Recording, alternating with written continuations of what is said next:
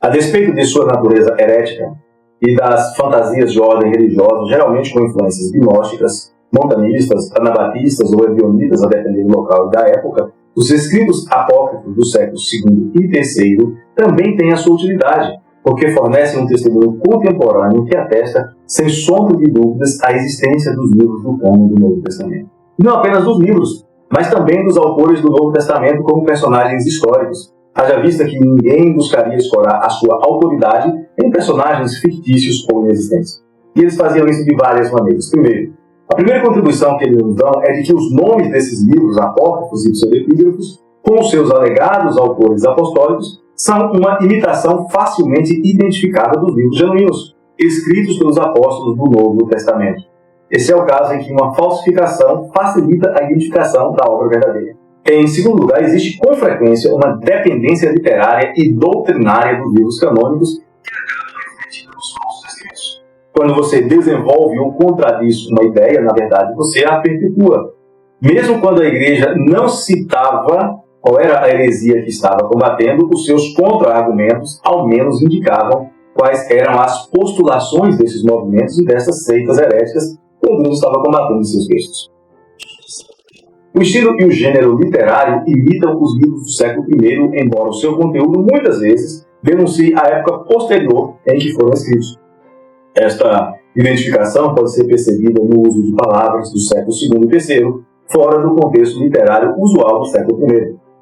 Em quarto lugar, alguns desses livros, como por exemplo a Epístola aos Laodicenses, supostamente do século IV, são semelhantes em conteúdo aos livros bíblicos, de modo específico Efésios e Colossenses, trazendo as mesmas marcas da imitação do estilo e gênero literário, de certa forma autenticando os textos canônicos, sem, no entanto, conseguir esconder o local e a época da sua própria escrita.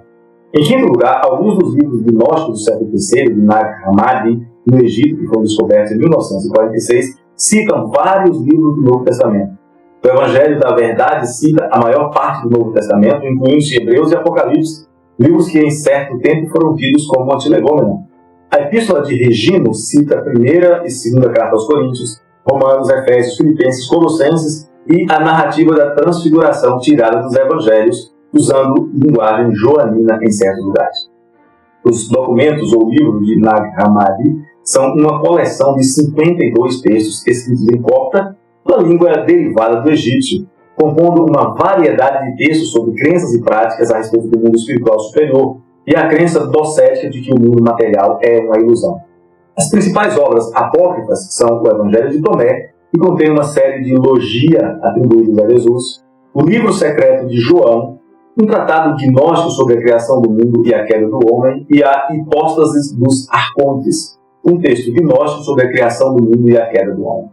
O gnosticismo foi influente no início do cristianismo, mas foi suprimido pela igreja, tendo como principais características uma visão dualista do mundo, um mundo espiritual superior e bom, e um mundo inferior, um mundo material que seria mau. Segundo seus ensinos, a salvação seria uma libertação do mundo material, através da união com o mundo espiritual, através de um certo tipo de conhecimento libertador que é uma espécie de gnose.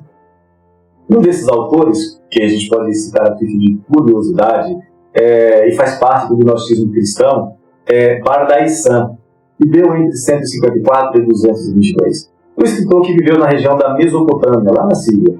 Ele escreveu uma série de tratados sobre teologia, cheio de ideias esotéricas e não ortodoxas, e mostra vários aspectos sobre a crença da igreja nesse período, e muitas das suas citações são iguais ao conteúdo dos documentos que nós temos do século III e IV a respeito dos textos bíblicos como nós os conhecemos hoje. É o caso de um herege que nos ajuda a comprovar a veracidade do texto bíblico.